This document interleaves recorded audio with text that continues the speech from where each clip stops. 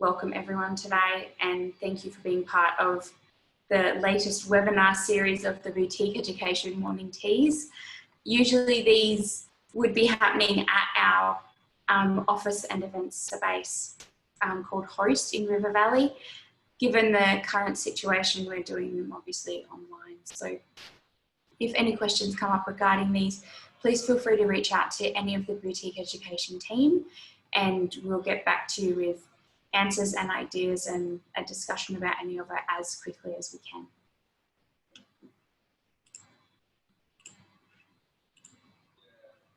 So today we're going to be talking about making learning fun at home. Now, this is something that is quite topical at the moment, given that we're spending a lot more time at home. We're also having to, use our homes in different ways than we had previously. Our homes aren't just our homes at the moment, they are our classroom, they are our gym, they are our recreational facility, and they're our home, and our restaurant, so at the moment, our home is serving a lot more purposes for us than it would previously. And because of that, it's encouraging us to get a bit more creative in the ways we work from home, the ways we work together at home, and the sorts of things that we engage with each other in doing in the home environment.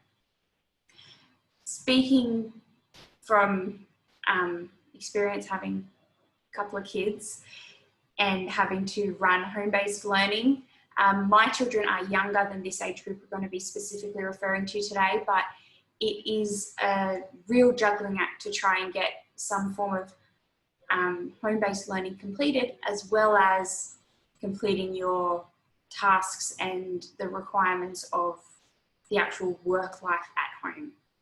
So there's a lot of that is very much understood by us, and what we're trying to do today is give you a few ideas to cater to that 8 to 13-year-old age group, so that depending on the school they would refer to it as different things, but it's that upper primary school or upper elementary or that middle school age group. So 8 to 13 years is sort of what we're referring to today.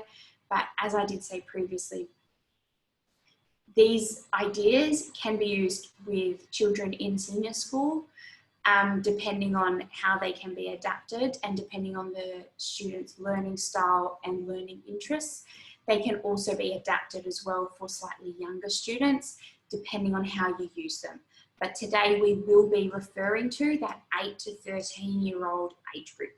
So please keep that in mind, and if you have any great ideas for how these sorts of things can be adapted for different sorts of students, obviously different strategies can be employed for students who have learning difficulties and things like that as well, and that is obviously in every way very much encouraged. So keep with us, and if you have any questions, just let us know, and if we can address them at the time, we will, but we'll usually bank them for the end of the webinar.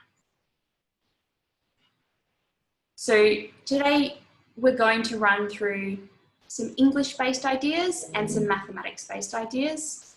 I'll be referring to the English-based ideas, and Sandy is going to run you through the maths-based ideas. These are all things that we have used a lot ourselves previously, and we've found them to be very useful for one activity that a child, you can sort of set them up and they can complete it. So it's not something that has to be facilitated in an ongoing sitting next to the child and doing it with them capacity. It's something where once you've done the start and the setup, they might be able to sit and complete that task for 30 minutes, potentially 45 if they're super into it, and sort of run with it for a while, and then you can check in with them in regards to progress, in regards to how they're going or ideas or keeping them on track. What we're hoping to do today is to give you a few things that you could try like off the bat today. So you're not having to do a lot of training, you're not having to put a lot of input in. We're going to be emailing you the resources that you need to complete all the activities we're talking about. The resources you're going to receive in regards to the English side of things are 3 very basic standard Word documents that you can just print off and use again and again and again. What we're going to be talking about today is the creative writing component of English. Because what you'll find in working with creative writing is that you're actually engaging a lot of the different aspects of English in regards to vocab, in regards to sentence structure, as well as the process of putting a narrative structure or written piece of work together. And there's actually a lot you can do with the process before the written narrative gets created than you may have imagined. So we're going to be focusing a lot on that.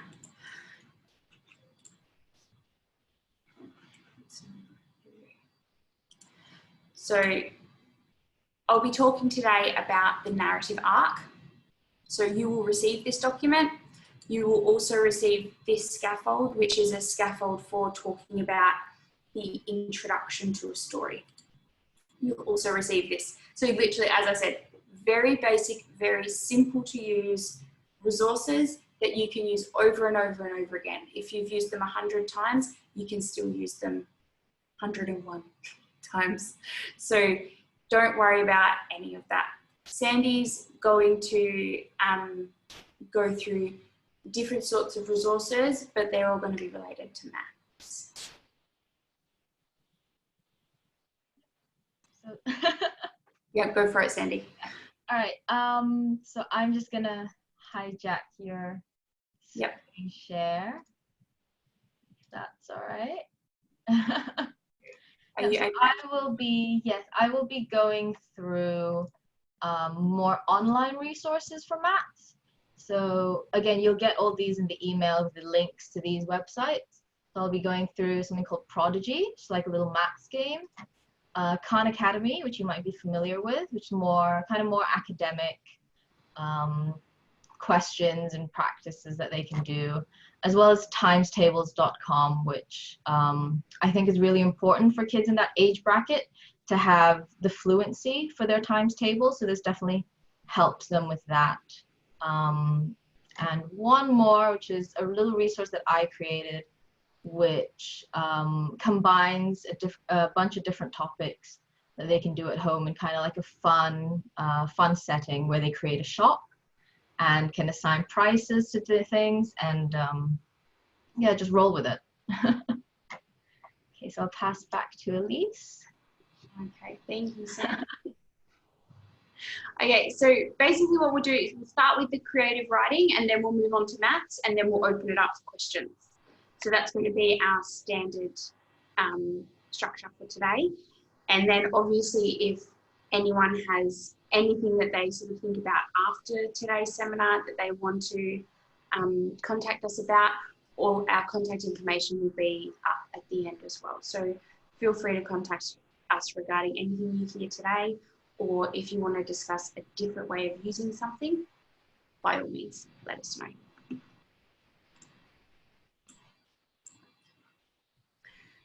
So, as I said, I'm going to be talking to you a lot today about the creative writing aspect of English. I think from the students we have worked with, which have mainly been at boutique education, mainly from the international schools, we've kind of noticed a little bit of a pattern where this age group of students are getting lots of comprehension work, they're getting lots of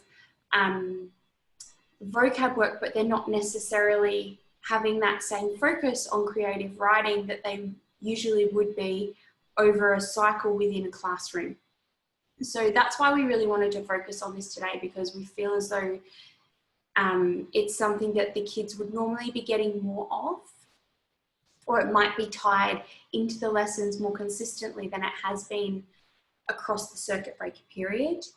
And anyone who has students or children of theirs who have been working through an international curriculum like an American, a British or an Australian curriculum, they'll see that creative writing is something that comes up constantly. And And it is something that's a skill set that's really emphasised within those international curriculums. And it's a way of assessing all of those different skills and working on a lot of different areas of English as a subject in one hit.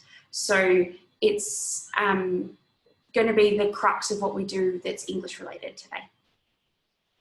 The first thing when you're talking about stories that a lot of kids can do on a really nice surface level really well, but they then try and tend to struggle when you're talking about specifics or asking probing questions is regards to character development. So when I talk about character development, what I'm referring to is usually the protagonist within the story and having those ideas in the child's head around who they are. When you're talking about an 8 to a 13-year-old student, what the syllabuses and the curriculums are looking for is a bit that next level of insight in regards to who the character is, what they're about, why they think that way, why would they say this and not that, where are they coming from, why don't they like, you know, a particular, you know, bad guy or a particular, you know, what's the backstory. So they're wanting to start to see those aspects coming through. And what we can do with kids at that age group is really encourage that by asking questions always back to the protagonist or always back to that character, or if they introduce a character within a story. So you can see here, this is the narrative arc of writing a creative story. Generally what you would notice is that within the introduction or the exposition, you're introducing that main character and you would be alluding to some form of backstory.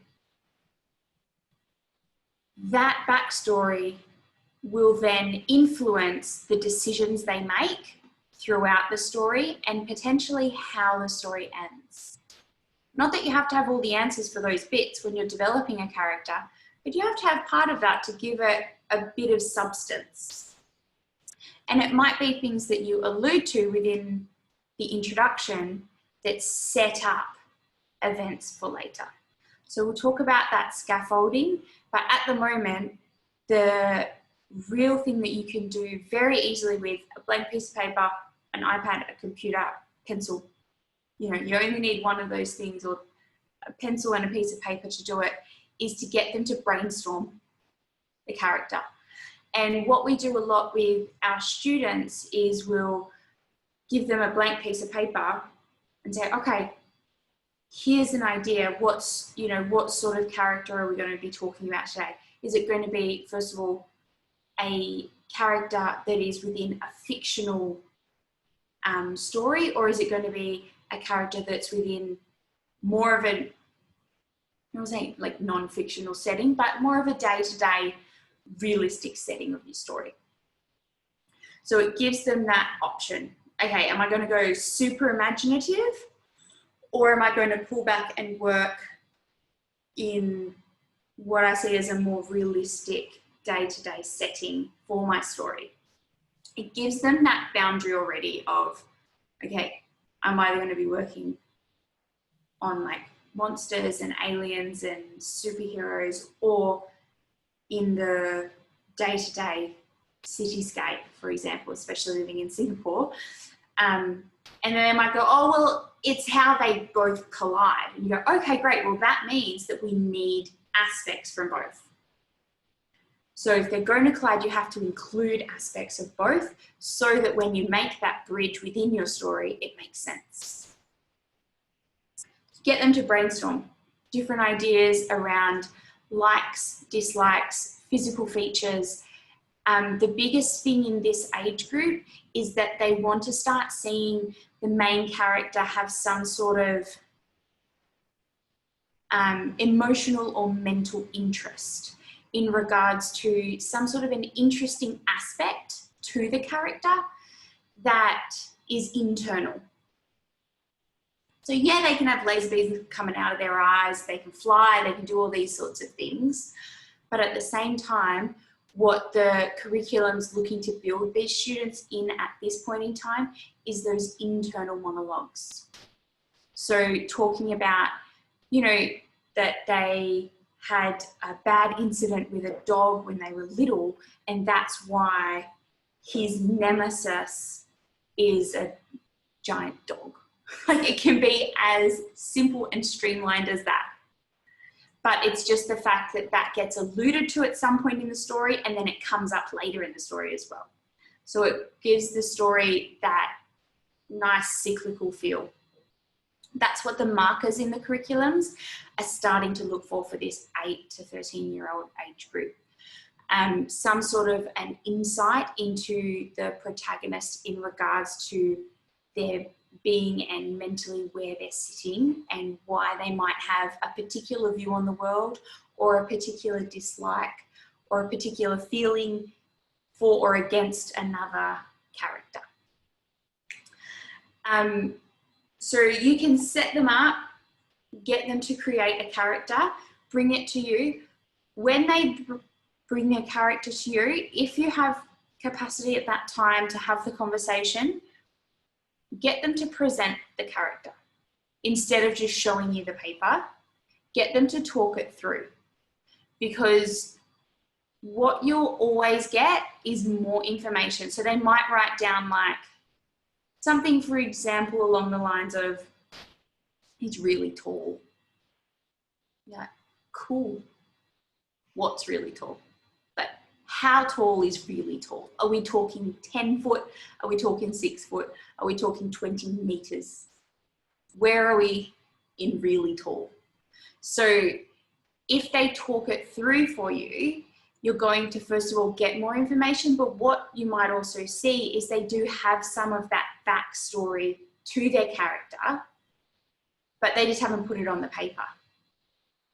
And it's a lot easier to do that within a conversation than it is to do it with, okay, I need backstory, go and give me some backstory.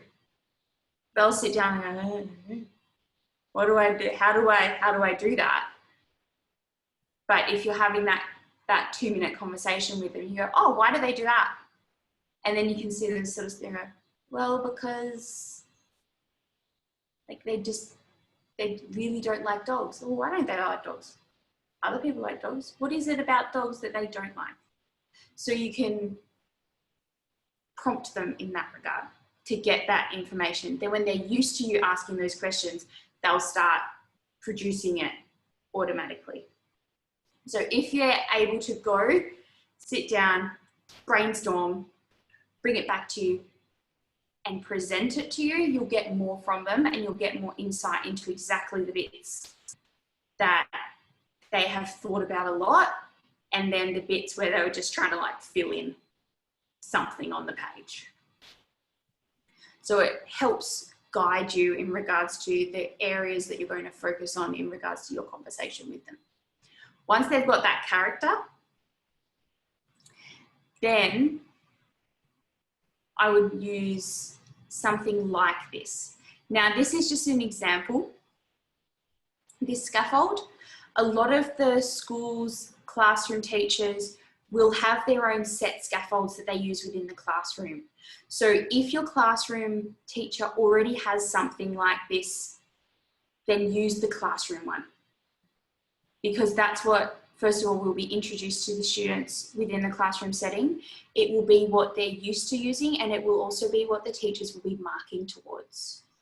So it will be an assumed resource for that student. So if you've got something like this from school, ask your kid, you know, have you been given anything like this? Email the teachers. The teachers are really quick on the email at the moment because they're sort of sitting at home like us. So they'll usually be able to send you something or say, oh, you know, we're going to introduce it at the start of term, or, you know, but, you know, here it is. So if you have something, go for it, use that from school. If you don't have anything from school, this is here for you just in case. So it basically just breaks down that initial part in the narrative arc of the introduction to the story, the narrative scaffold. So you're wanting to work out where it is. Is it happening on another planet? Is it happening in Singapore in 1980? Is it happening, and so that you can build information around that is relevant to that setting. What does the place look like physically? What sounds can you hear? So you're wanting to get them to sort of give you more than just, it's another planet. Get that a lot. It was a long time ago. Oh, yeah, cool. Give us a bit more information. We've included the interesting information bit down the bottom because it might be that, some kids are more creative than others. Some kids don't need prompting for that extra bit of information. Some kids aren't aware that you want it. So we've included that so that it gives them that capacity to extend their thinking a little bit. If the child is having difficulty in that regard, then by all means you can give them options, but get them to go and do as much of this as they can. The bottom part is so that they can physically draw it if they want to. Some kids will go and draw it and then fill in the top because that's their process and they're more visual. Some kids will write about it and then will want to draw it. Some kids don't want a bar of drawing. It's all fine as long as it is expressed in some capacity. What this does for us is it sets up the introduction. If you've got a really solid introduction to your story, it's going to make the rest of it a lot easier. The next thing that you would then have that student do, so they might have, a lot of our students at Boutique Ed actually have books, like just a notebook, and within that, they work from the front and just dedicate that to character building. So they've got multiple characters. Each page is a new character.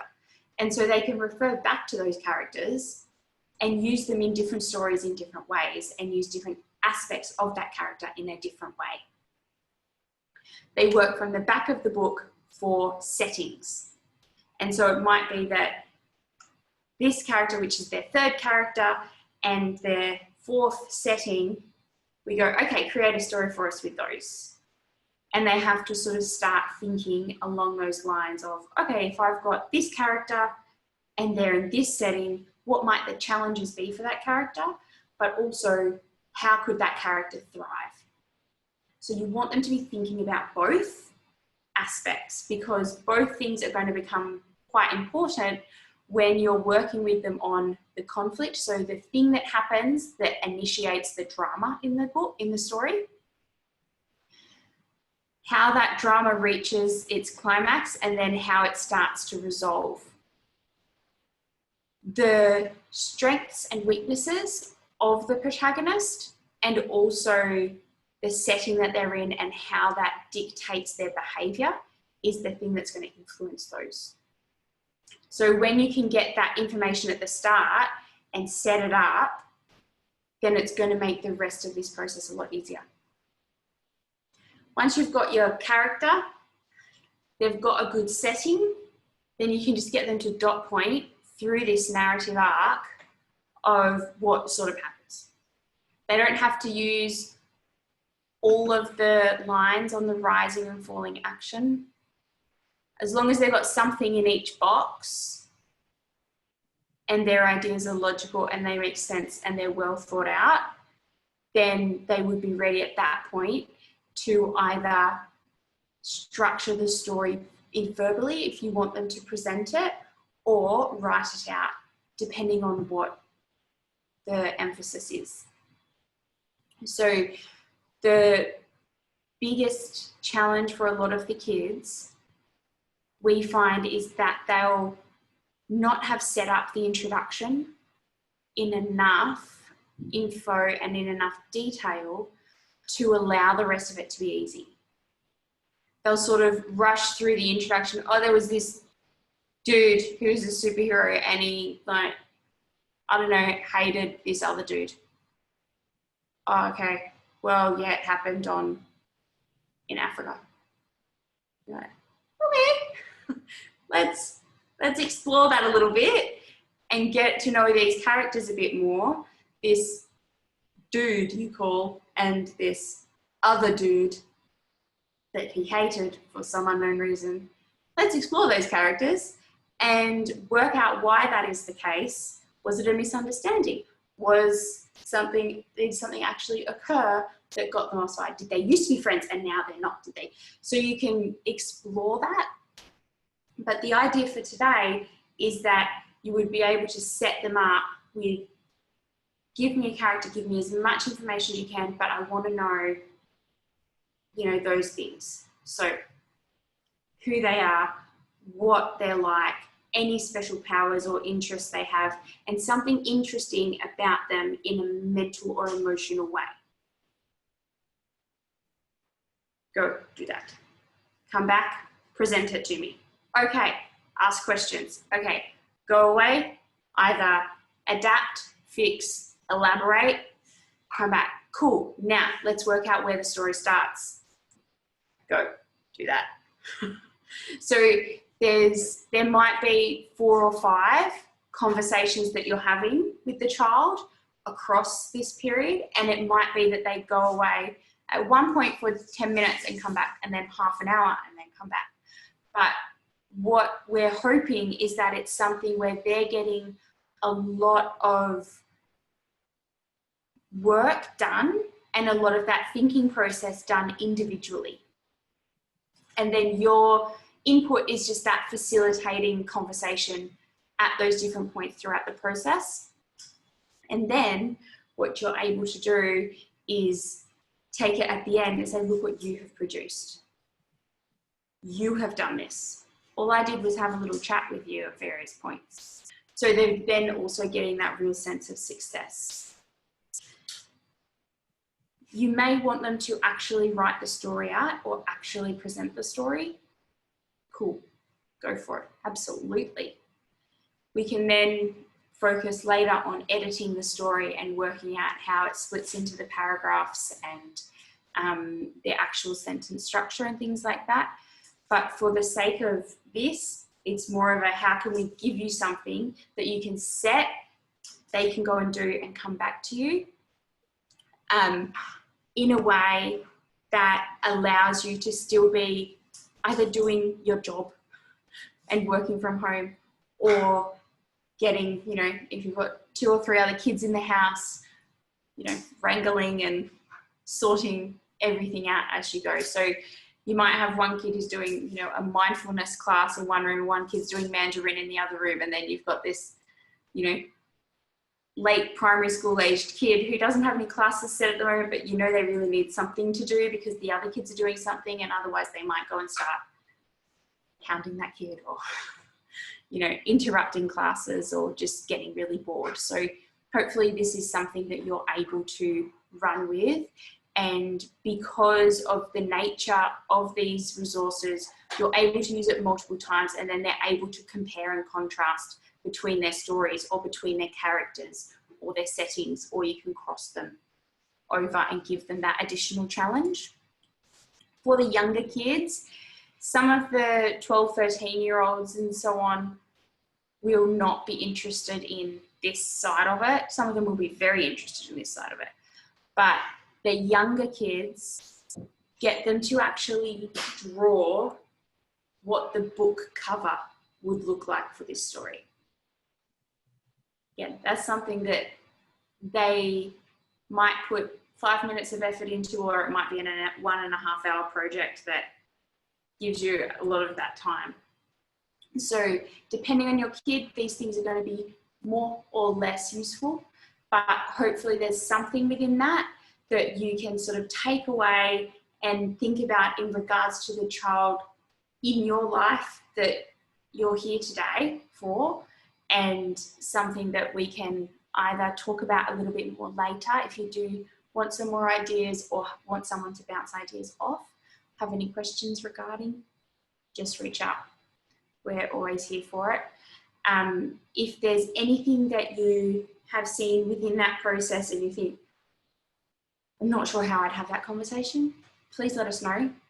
Because what we can do is we can always just set up a phone call so we can talk you through those sorts of things. You will be getting these resources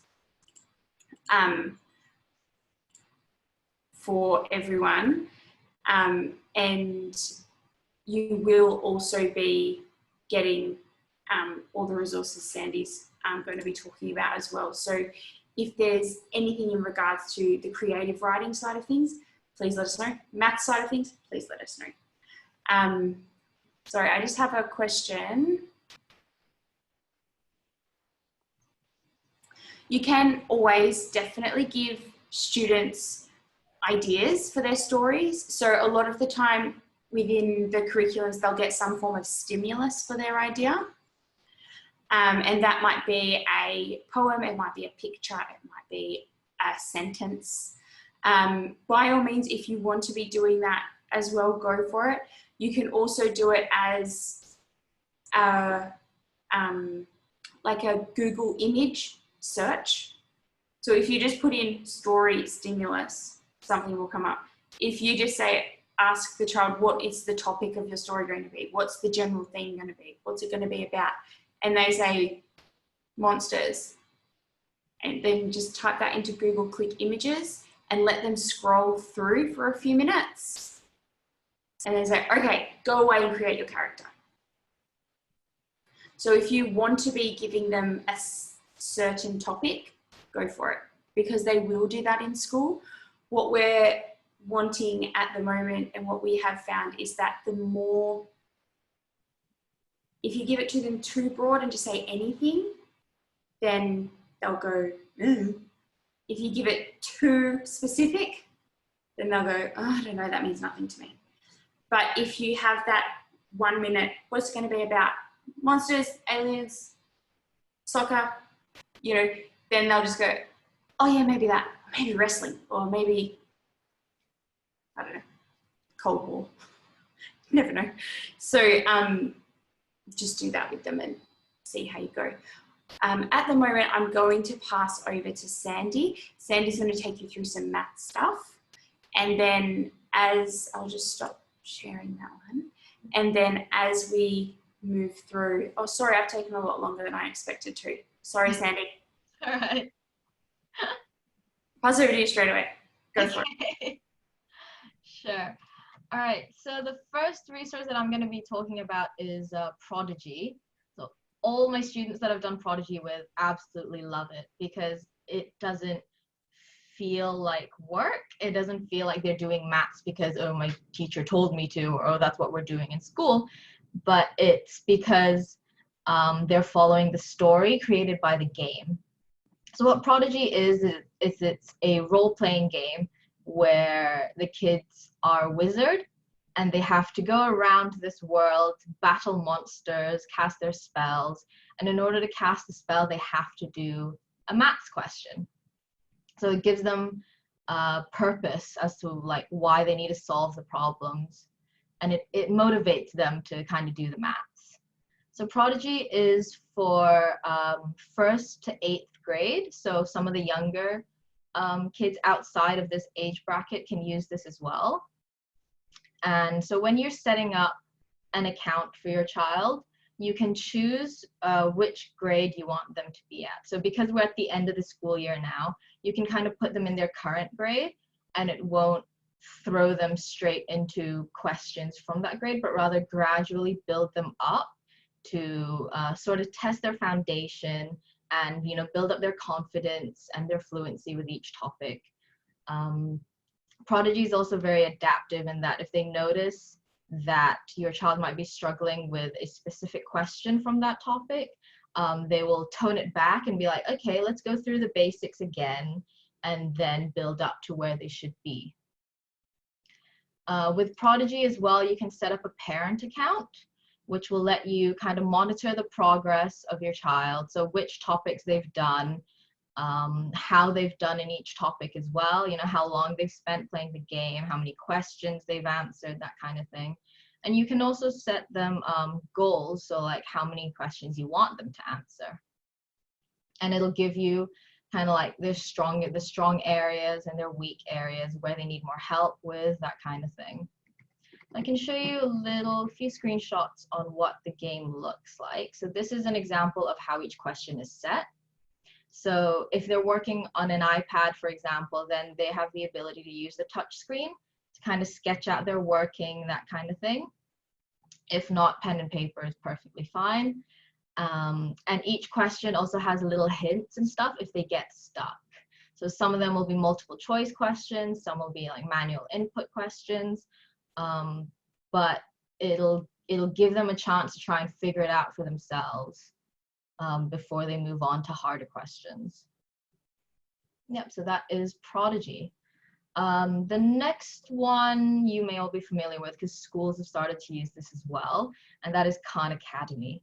So Khan Academy doesn't just do maths, they do a little bit of science, a little bit of history, as well as maths. But Khan Academy is a little bit more academic. It's not so much game-based, but rather it goes through the curriculums of each grade. So if we click in the 4th grade, for example, you can see all the different topics that your child might cover. Of course, like different schools might change up their topics, but you'll be easily able to find it if you just search for the topic. So it breaks down the entire year's curriculum into different things. Let's say we go into multiplication, and each topic is further divided down into sort of like chapters. And each chapter is tested with a quiz. So it's a very gradual kind of learning process. It builds up their skills, and it kind of rewards them for practice by giving them points, and then they can level up. So there's still that kind of like progression that they feel for themselves as well. There's a level up system, and then if you get a certain number of points, you can get a badge. They're very excited to show off, that kind of thing. So I've had kids run up to me at the beginning of a lesson, look at this new badge that I got. So it really does motivate them to learn as well. There aren't just questions, there are also little video explanations where they will go through like worked examples and that kind of thing to kind of explain each component before you can try to do the questions. So within each of the questions, a lot of them are multiple choice, some of them are input ones as well. But if you get stuck, you can watch the video to kind of remember how to do it, as well as get different hints. So it supports the student quite well. It doesn't just throw them in and like have them get the questions. Of course, you can practice each one over and over again. So if you get like, if you get 5 out of 7 questions, you level up to like you're familiar with the topic. And if you get 7 out of 7, then you'll be like an expert in it and you can move on to the next one. So like with Prodigy, you can sign up for a parent account. And again, it will send you progress, you know, where your child's strengths were this week, where their weaknesses were, that kind of thing. So it's very easy to monitor and keep an eye on that. That's Khan Academy. So next one is timestables.com. So for this age group that we're talking about, the 8 to 13s, the times tables are super important because they come up in almost every topic that they'll do, all the way through senior school as well. So times tables can be tedious to learn. Some kids absolutely hate it because it's just memorizing, you know, it's having to fill up the tables over and over again, and it's incredibly monotonous if you do it that way. So with timestable.com, obviously it does have the standard, like you can practice the individual tables, you can do like different speed tests. In some cases you can do the diploma and it'll give your child a little certificate that they can hang up in their room or something. But the main feature of this website is the games. So again, we want to take away from the monotony of just doing practice questions over and over again and kind of put it in a more fun setting for them. So there are like a few racing games, there's like a few like puzzle games you have to like swim through.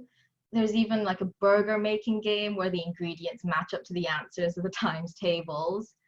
So one of the examples I'll show you is the very popular favorite amongst my students is this rally game. So that's a racing game.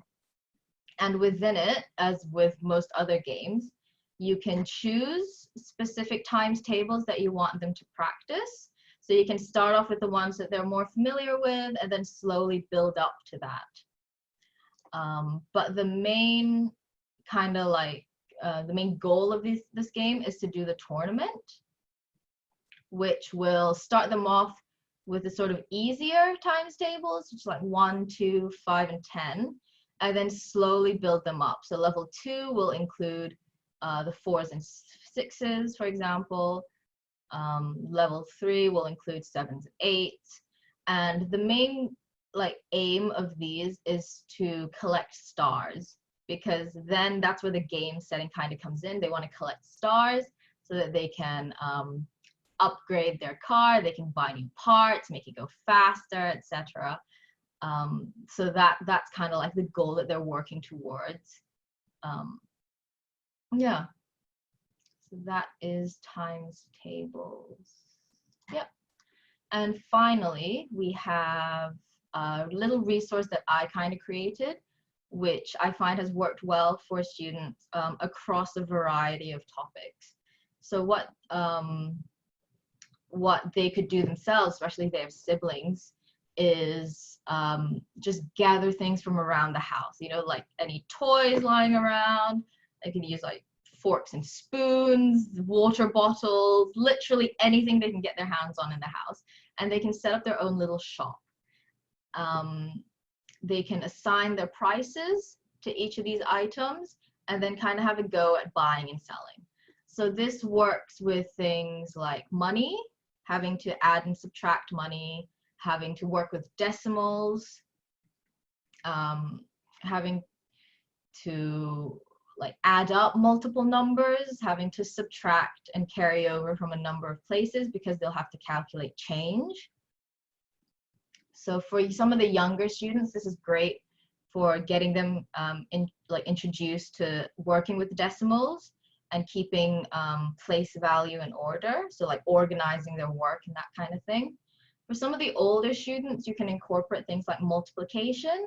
Say if they have more than one of an item, say if they have 4 or 5, then you can get them to try and multiply this decimal in order to calculate the total price for it. And for even older students, you could even incorporate percentages. So say that day you're having a sale for this particular item, they have to calculate how much it would be after 20% off. So it's quite a flexible resource that they can use by themselves with others, and it's just a little bit of fun for when they do their maths. Yeah, that's it for me. I'll pass back to Elise. I think you still muted. Yes, I am.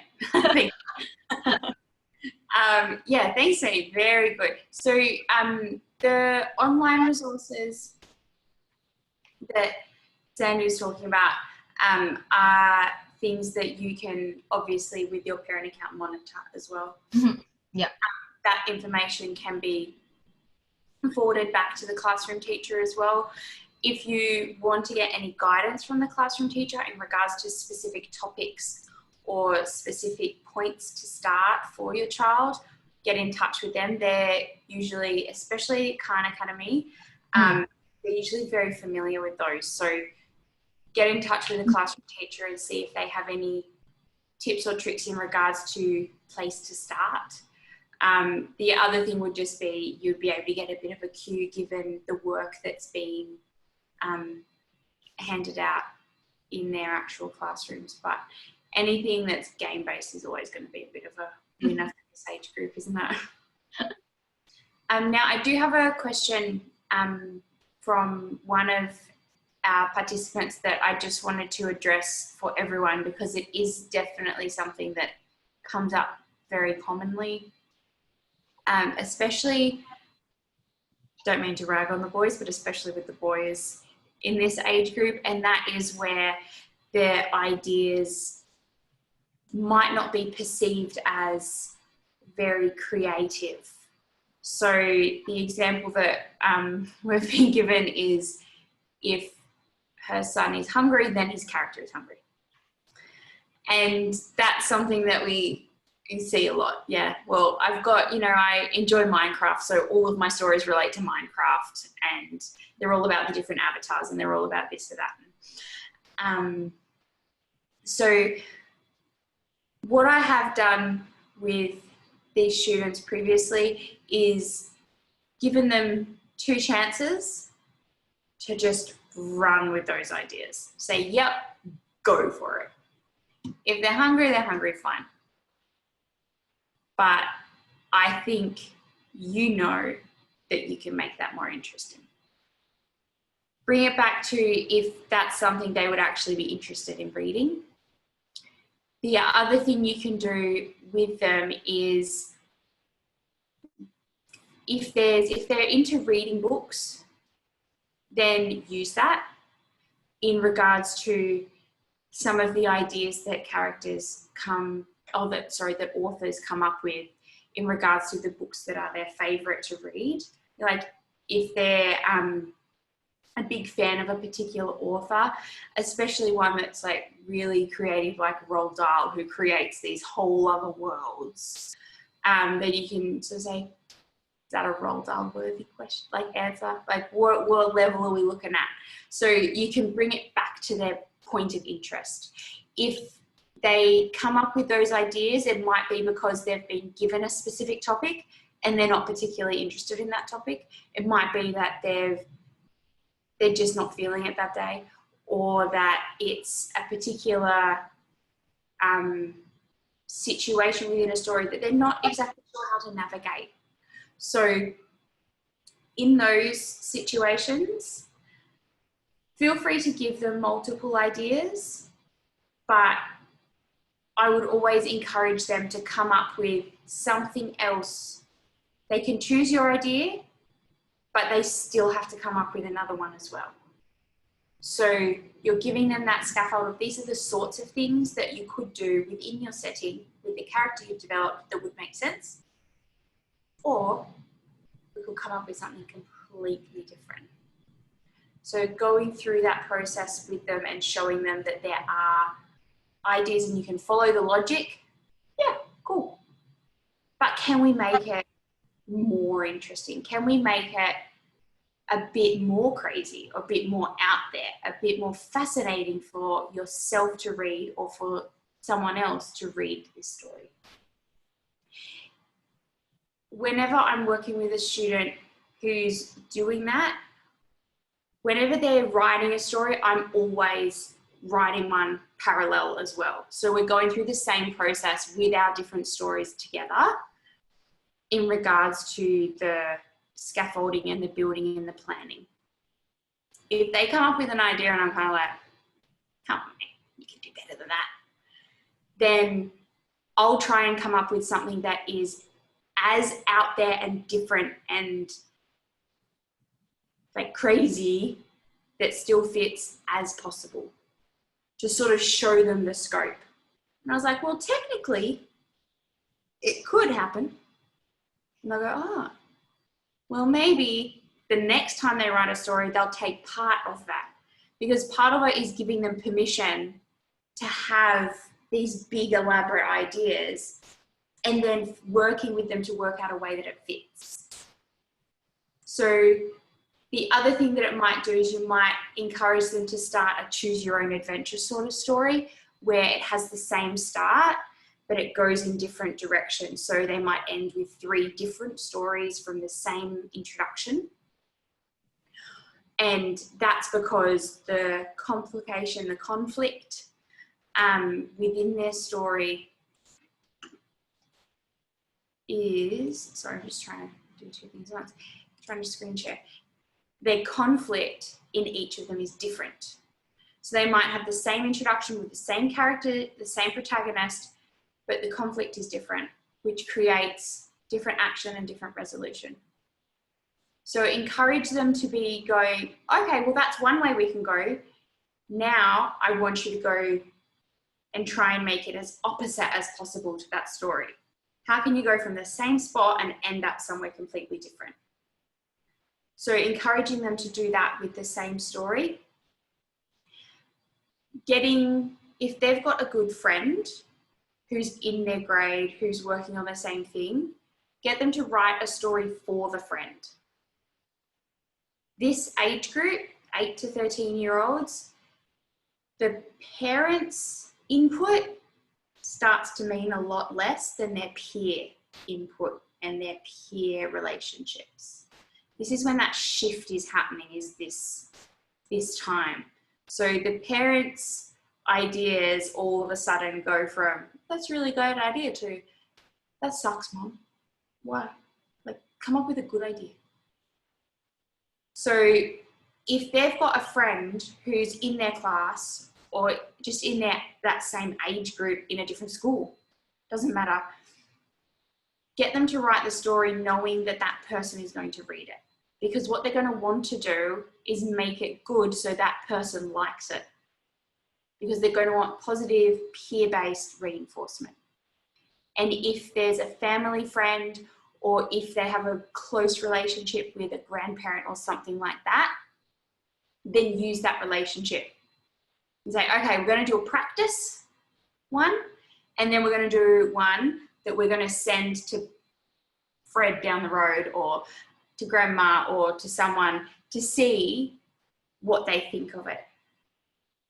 The peer is always going to be the preferable one in regards to, it will mean more to them when the peer says it's good than you saying it's good. They might care, but they may not care at all. So keep that in line where you've got those, especially now because they don't have as much interaction with their friends as they normally would. It's something where this age group, it gives them something to talk to their friend about. Instead of just, what are you doing today? Nothing. You? Nothing. Same. Learning. Yeah. Home-based learning. Yeah, cool. Great. Bye. So it gives them something to be doing, kind of like the idea of pen pals, but it's activity and targeted in that regard. So you might write a story and then their friend might get one together and send it back. And then it starts a bit of a relationship in that regard with that peer. Obviously try and pick the peer quite carefully in regards to someone who is trusted, but is also someone that has equal or slightly higher, ideally, capacity for writing stories, and someone who's, kind. Because the last thing you want is for them to go, that story was complete bollocks and I didn't like it at all. So if there's any sort of peer that you can, or family friend or cousin, or, even if they're in a different country, it doesn't matter, that you can lean on in regards to that, they're going to respond to that feedback probably with more intent than they would a parent saying, that was a great story. I'm like, yeah. So what I'm going to do, I know it's already 11:04 and we did start 5 minutes late, so I do want to wrap it up for you so that we're not taking up more of your day than we said we would. If there are any further questions, I'm going to stay online just to talk to anyone who wants to hang around. But I'm just going to put up our information for everyone so that you can see our contact details. If you have any questions about anything we've spoken about today, if you start to have a look at some of the maths resources and have questions for us, please let us know. If you want to go and talk to any of our tutors or myself or Sandy in regards to anything we've spoken about today, please just hit us up and let us know. That's what we're there for. I hope everyone was able to get something out of today for that age group. It is a tricky age group, and it's an age group that we're constantly trying to make ideas for. So if you have any other good ideas, also let us know, because we would be very much open to anything that you can give us. It's a bit of a tricky time at the moment for everyone, and we very much understand that. I also wanted to thank Sandy for coming on board and helping me out today with the maths side of things. It's definitely not my area, so very much appreciate that, Sandy. Thank you very much. So I just wanted to add on something here that I'm from India basically, right? So it's 8 in the morning, 8:30 in the morning anyways. So, you know, my twin boys, they are both 8 years old. And one thing that I struggle a lot with them is they get bored with things super soon. Right, so keep the interest going is a hell lot of task. All right, and English not being our mother tongue, but still we kind of really incorporate the habit of, you know, learning. So I have seen of late that if they start a book, right, maybe Roald Dahl kind of a book, they don't finish it. Halfway through they start their own stories in it. So, you know, that is why even I was very keen to figure out how we can keep that interest going. And in India, we are in lockdown from past, I guess, 60 days now, and even more maybe. So kids are home from past 2 months. And yeah, so, you know, these tips is something that will certainly help me to kind of create a roadmap for them. Yeah, thanks so much. Oh, no problem at all. Thank you so much for joining us today. We, if you come across any other road bumps, reach out, and we can always talk through some of them for you.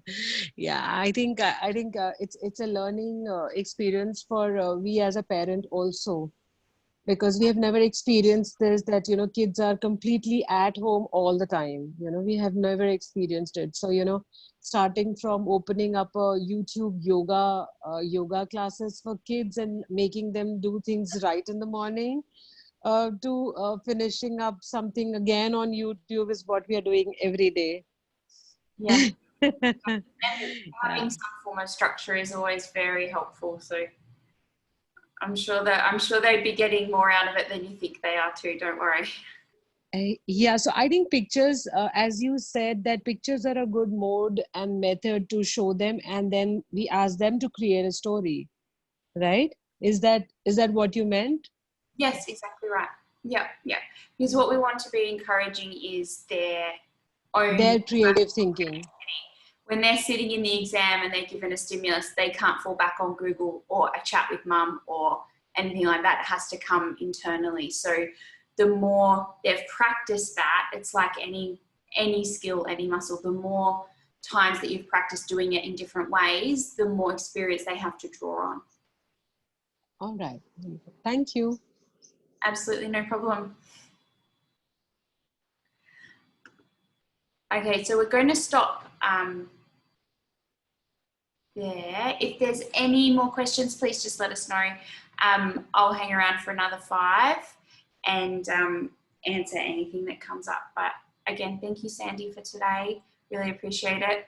And thank you, everyone, for joining us. Just please let us know if there's anything else that you need in the future.